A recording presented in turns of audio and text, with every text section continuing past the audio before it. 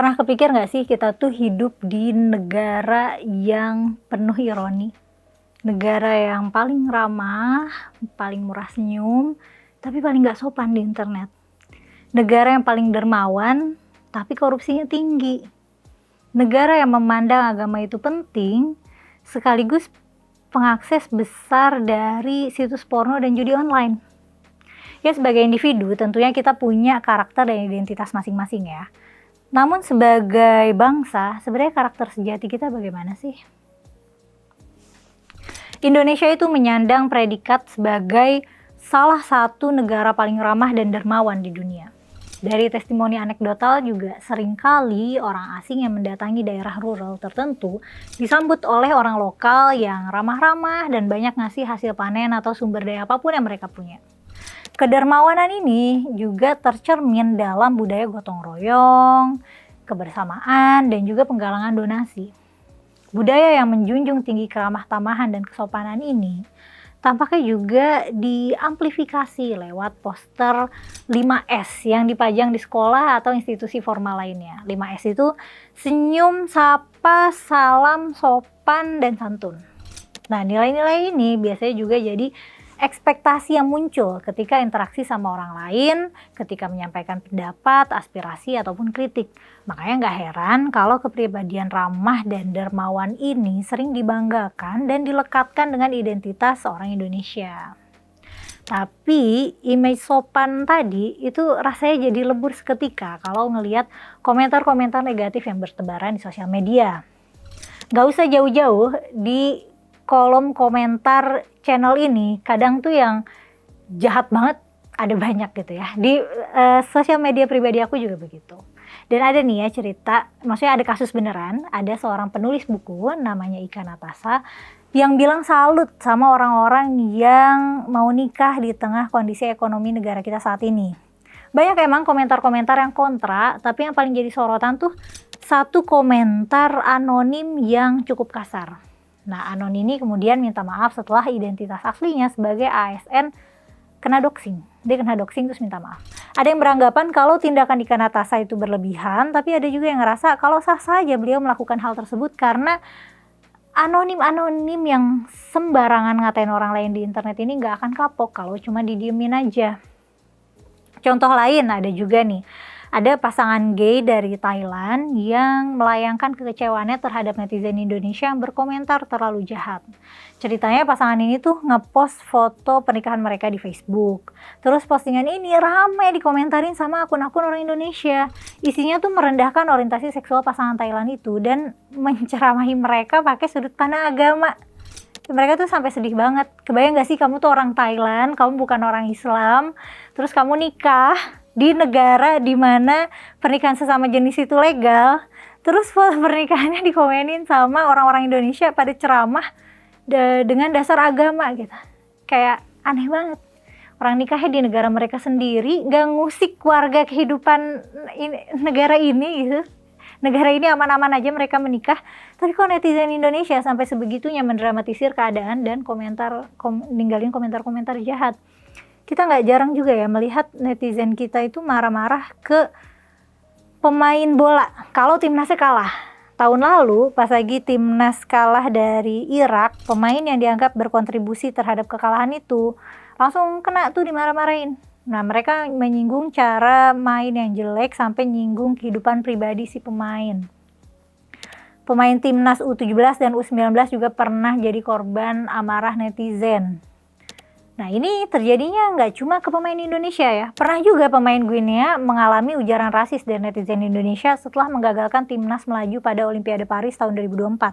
Setelah kalah, ramai itu netizen Indonesia berkomentar pakai emoji monyet di media sosial pemain Guinea. Makanya kontras yang terjadi antara dunia nyata dan digital ini terasa begitu jelas ya. Orang bisa dengan mudah menebar senyum, tegur sapa, dan memberikan gestur ramah lainnya ketika berinteraksi tatap muka. Tapi beda lagi kalau misalnya udah sampai di platform digital. Ya mungkin karena di internet kita jadi punya keleluasaan yang lebih ya buat menyalurkan segala hal yang kita pikirkan dan rasakan, termasuk ejekan, amarah, dan lain sebagainya. Apalagi kalau identitasnya anonim gitu. Nggak ada citra yang perlu dibangun nih. Orang bisa dengan gampang menampakkan sisi kepribadian yang mungkin nggak akan dia munculkan di dunia nyata. Atau nggak akan dia munculkan di akun aslinya. Kontradiksi ini juga berlaku dalam hal kedermawanan ya. Selama 7 tahun berturut-turut sampai tahun 2024, Indonesia menempati posisi pertama sebagai negara paling dermawan menurut laporan World Giving Index. 9 dari 10 orang Indonesia suka melakukan donasi. 6 dari 10 orang suka terlibat dalam kegiatan volunteer. Dari platform galang dana online kayak Kita Bisa aja nih, tahun 2023 kemarin berhasil mengumpulkan uang donasi sebesar 600 miliar. Terus dari laporan Basnas pada tahun 2024, angka pendistribusian dana zakat itu mencapai 1,03 triliun. Grafiknya juga naik terus dari tahun 2016. Belum lagi kalau menghitung donasi yang digalang individu atau suatu kelompok atau suatu organisasi di media sosial ya. Tapi kedermawanan luar biasa ini rasanya jadi janggal gitu ketika kita ngelihat perilaku korupsi di negara kita.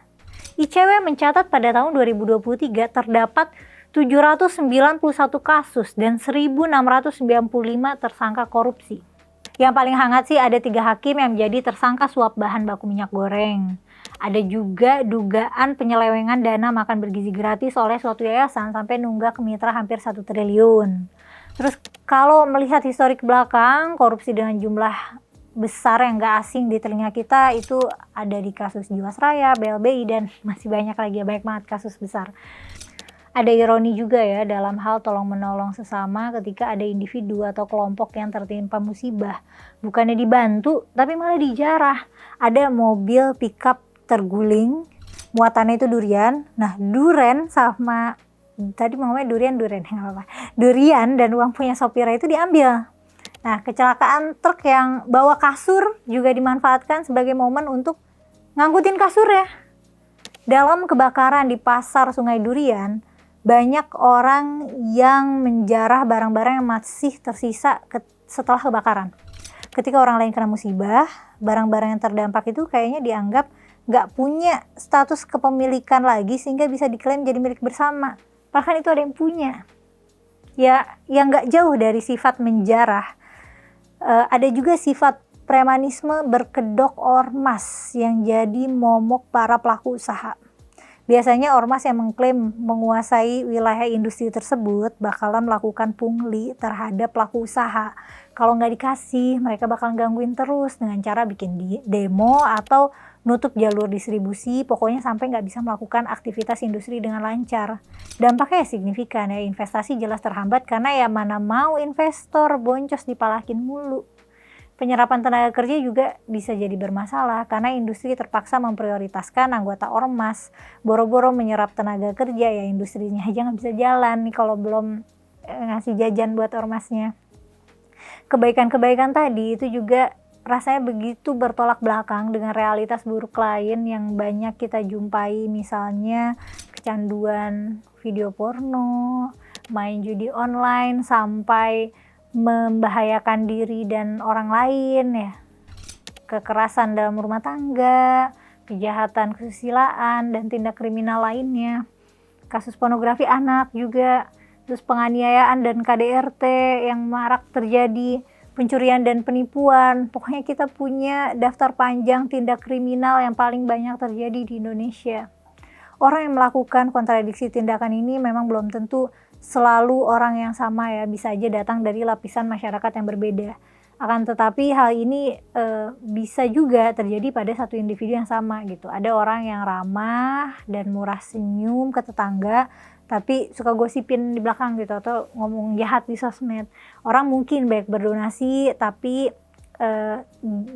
dengan menggunakan jabatannya dia korupsi gitu. Nah, ada teori yang membahas kalau hipokrisi moral itu bisa terjadi ketika orang itu pengen terlihat bermoral tapi pada kenyataannya menghindari kos untuk menjadi bermoral. Jika kos untuk menjadi bermoral itu lebih tinggi, apalagi sampai mengorbankan kepentingan pribadi, orang tuh bisa cenderung mengesampingkan moralitas yang mereka miliki. Studi dilema moral sederhana menunjukkan betapa mudahnya seseorang mengabaikan prinsip moral ketika suatu pilihan bisa ngasih keuntungan buat dirinya sendiri.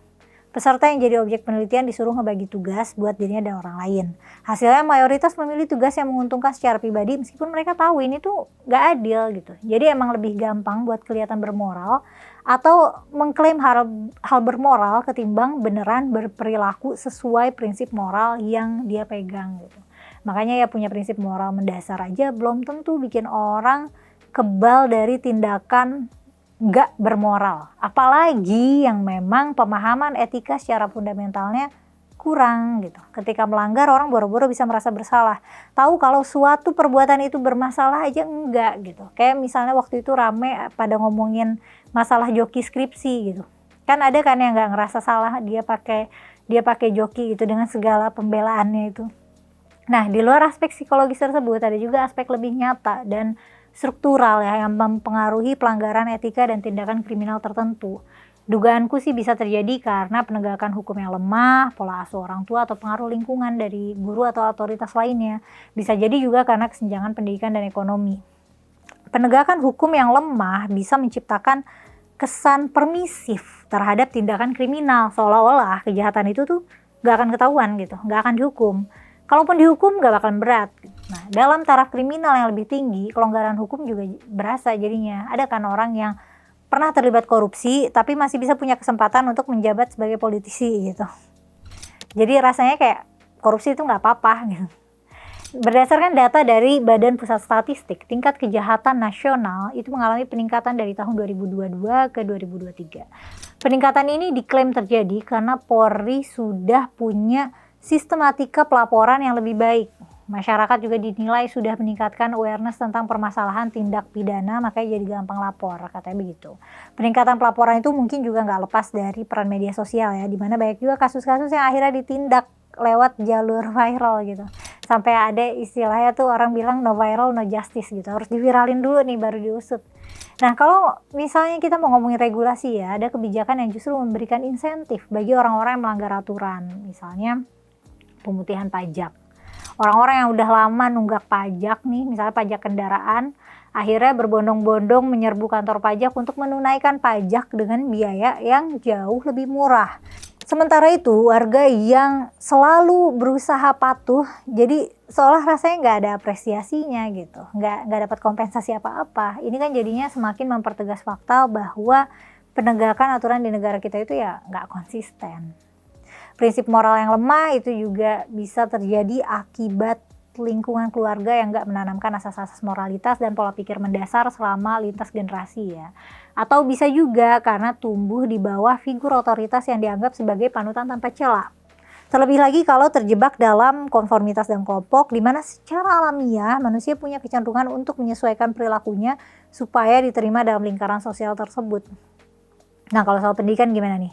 Apakah orang yang berpendidikan bagus sudah pasti moralnya bagus gitu?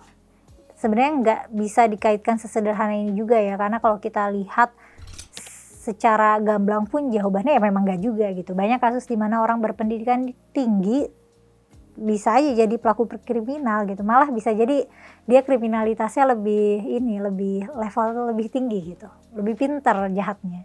Masalahnya mungkin mungkin nggak sih masalahnya tuh bukan semata-mata di isi pendidikan gitu atau kapasitas asli dari seseorang gitu. Nah, tapi kalau misalnya kita mau mengesampingkan kasus-kasus individu, ada temuan nih bahwa wilayah yang memiliki kualitas pendidikan lebih tinggi di Indonesia memang mengalami tingkat kriminalitas yang lebih rendah. Datanya begitu gitu. Ada korelasi itu. Selain itu, durasi pendidikan yang lebih lama itu juga membantu menurunkan angka kriminalitas. Kan pernah dengar ya katanya ketika kita membuka sekolah, kita sedang menutup penjara gitu. Masalahnya akses pendidikan terutama di negara kita itu relatif belum merata. Orang cenderung harus membayar mahal untuk bisa mengenyam pendidikan lebih lanjut, yang jadinya menghantarkan kita ke permasalahan berikutnya, yaitu kesenjangan ekonomi. Orang yang menghadapi kesulitan ekonomi dengan kesempatan terbatas akan cenderung merasa dunia ini serba nggak adil. Ketidakadilan ini bikin orang ngerasa nggak nyaman, ngerasa marah, dan bisa mendorong mereka melakukan tindak kejahatan. Datanya memang begitu, semakin tinggi kesenjangan ekonomi, semakin tinggi juga tingkat kriminalitas. Udah pernah nonton film Parasite belum? Jadi film ini tuh memberikan gambaran yang sangat kontras ya. Jurang ekonomi kesenjangan sosial itu ceritanya latarnya di Korea Selatan. Itu ternyata nggak cuma menyentuh perihal harta aja, tapi juga moralitasnya gitu ya. Kalau boleh spoiler dikit ya, film ini bikin penonton jadi sulit melihat orang jahat itu memang karena murni jahat gitu. Apakah kemiskinan yang mendorong mereka menjadi jahat gitu. Meskipun ya memang tidak bisa justifikasi ya gitu. Tapi kita sebagai penonton bisa melihat hidup mereka tuh sempit sekali gitu. Mereka terlihat sangat terpaksa gitu. Jadinya mereka melakukan segala upaya untuk menunjang kehidupan mereka meskipun mereka tempuh dengan cara-cara yang gak etis. Kan di dunia nyata juga banyak ya kasus kayak gini, orang mencuri karena lapar, karena terlilit hutang, dan lain sebagainya. Ada faktor ekonomi dan faktor lainnya tadi bisa membatasi ruang gerak mereka dalam berpikir dan bertindak gitu. Hasil studi juga mengatakan demikian, ketimpangan penghasilan, inflasi, dan pengangguran itu punya asosiasi dengan angka kriminalitas yang lebih tinggi. Ya tentu saja ini bukan jadi ajang untuk menyalahkan masyarakat dalam strata sosial yang kurang beruntung ya. Kalau mau bandingin, orang-orang kaya punya potensi jahat juga gitu, bahkan bisa pakai cara yang lebih sophisticated dan lebih halus gitu. Lebih bisa melakukannya nggak terang-terangan. Ya mungkin kayak kejahatannya para pejabat kita itu ya, mereka elit kaya raya serakah tapi kok masih aja korupsi gitu. Mengidamkan dunia yang penuh dengan kedamaian gitu tanpa ada tindakan jahat sama sekali mungkin rasanya kayak mustahil ya. Tapi kalau misalnya kita lihat dari negara-negara paling aman di dunia menurut World Population Review kayak misalnya di Ireland, Denmark, dan Austria, ada pola-pola tertentu yang terjadi dalam negara tersebut. Antara lain, populasinya emang lebih sedikit, taraf hidupnya layak, aparat hukumnya kompeten, kesenjangan sosial minim, masyarakat punya kesadaran sosial yang tinggi, dan angka korupsinya sangat rendah. Ya negara kita tentu saja nggak bisa secara langsung copy-paste kebijakan negara lain karena variabelnya lebih kompleks ya. Penduduk kita kan banyak banget, penduduk lebih banyak, secara geografis juga kepisah-pisah, kita juga multicultural, sehingga untuk nge-breakdown ini semua perlu energi dan political willingness yang sangat-sangat besar gitu. Apalagi di tengah carut-marut negara kita ya, kayak lagi inflasi, rupiah lagi melemah, dan ketidakpuasan sipil terhadap kinerja pemerintah. Tentunya ini perlu jadi bahan evaluasi berkelanjutan untuk meningkatkan kesejahteraan ekonomi dan memperkuat kapasitas sumber daya manusia kita ya. Pada akhirnya nilai-nilai superficial seperti ramah, sopan, dermawan itu adalah karakter yang baik ya, yang semoga bisa kita pertahankan secara kolektif. Tapi kalau misalnya cuma sebatas tampilan luar aja tanpa ada cerminan nyata dalam tindakan dan dampaknya, ya apa bedanya nilai-nilai ini dengan mitos gitu, mengejar konsistensi moral yang mutlak. Mungkin memang nggak mungkin ya, tapi kan itu bukan alasan untuk berhenti bertanggung jawab atas prinsip yang kita pegang. Paling minimal yang bisa kita lakukan sebelum bertindak adalah mempertimbangkan dampak nyata yang bisa terjadi pada diri kita maupun orang lain. Tapi menurut kamu nih ya, secara kolektif gitu, apakah kita adalah bangsa yang bermoral? Atau bangsa yang pura-pura bermoral gitu? Bangsa yang tidak bermoral tapi sangat berusaha untuk terlihat suci dan bermoral. Apakah kita ini cuma beramah tamah di permukaan saja tapi nggak benar-benar memikirkan dampak dari perilaku kita? Tulis pendapat kamu kolom komentar ya. Aku mohon pamit, sampai ketemu di konten selanjutnya.